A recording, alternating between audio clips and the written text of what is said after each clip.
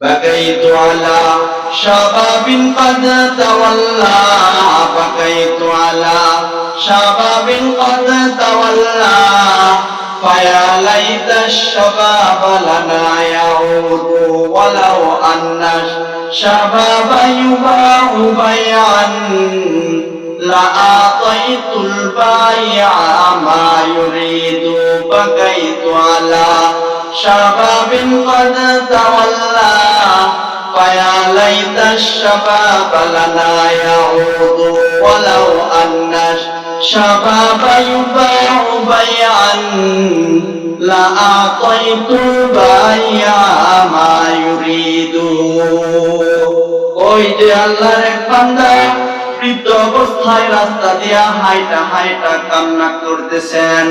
এমন মুহূর্তে আল্লাহর এক যুবক বান্দা তারে জিজ্ঞাসা করতেছে, ও বৃদ্ধ বাবা, কেন রাস্তা দিয়া হাঁটতেছো আর কেন তুমি কান্নাকাটি করতেছো?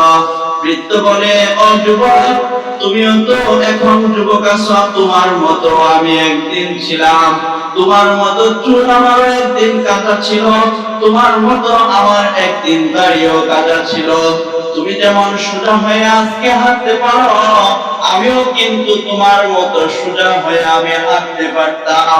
আজকে যেমন তোমার দাঁতগুলো শক্ত আছে, একদিন কিন্তু আমার দাঁতগুলো এমন শক্ত ছিল। এখন আমি কান্না করি, দেখো আমার শরীরের অবস্থা কেমন হয়ে গেল, আমার কাঁচা চুলগুলো সাদা হয়ে গেল, আমি সোজা মানুষ বাঁকা হয়ে গেলাম, আমার সুন্দর চামড়া গুলো আজকে কুচকে গেল, আমার দাঁতের গুলো আজকে দুর্বল হয়ে গেল। ওরে যুবক, তোমার মতো আমি যেদিন ছিলাম শরীরের মধ্যে আমার অনেক বড় বল ছিল, আমি পাগল আর উদ্ভ্রান্তের মতো চলাফেরা করতাম। এই কারণে আমি বলতেছি, আজকে কান্নাকাটি করতে করতে আমি গিয়েছিলাম বাজারের মধ্যে আমার স্থাবর সমস্ত সম্পত্তি দিয়া একটা জিনিস ক্রয় করার জন্য। বলে, সেই জিনিসটা কি রে বাবা? ওই জিনিসটা হইল আমার জওয়ানি শক্তি। আমি আমার জওয়ানি শক্তি ধরে রাখতে চেয়েছিলাম। আমার জীবনে যত অস্থাবর সম্পত্তি রোজগার করেছি, সব সম্পত্তির মালিক বানিয়ে দিতাম আমি ওই দোকানদারকে।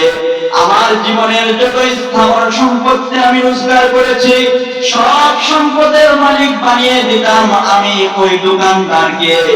কিন্তু কান্না করে মরি রে বাবা, আজকে আমার এই জওয়ানি ফিরায়া দেওয়ার মতো দুনিয়াতে কোন দোকান তৈরি হয় নাই। আমি স্থাবর সকল সম্পত্তি দেয়া হইলেও জওয়ানির শক্তি আমি টিকায় রাখতে চেয়েছিলাম।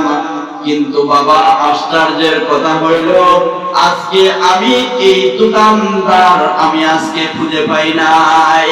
এই কথাই বলেন, বাকাইতু আলা শাবাবিন قد تولى بكيت على شباب قد تولى فيا ليت الشباب لنا يعود ولو أن الشباب يباع بيعا لأعطيت البايع ما يريد।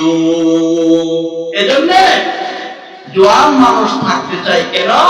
কারণ জোয়ার উঠাতে চাই যাতে মৃত্যু তার কাছে না আসতে পারে। আল্লাহ বলেন, কুল ইন্নাল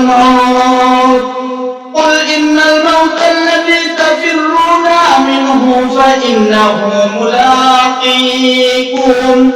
দেখবা তোমার দিন যাইতেছে, রাত যাইতেছে, তুমি মরণ থেকে পালাইতে চাও, দিন আর রাতের পরিবর্তে তোমার কিন্তু একদিন আজরাইল তোমার সামনে চলে আসবে। যেদিন আজরাইল আসবে, দেখবা চাঁদ সূর্য ঠিকই আছে, ঠিকই চলতেছে তোমার সংসার, ঠিকই চলবে তোমার সন্তানাদি, ঠিকই চলবে তোমার আত্মীয় স্বজন, কেউ কিন্তু তোমার সঙ্গে ওই দিন সঙ্গ দিবে না। আল্লাহ বলে,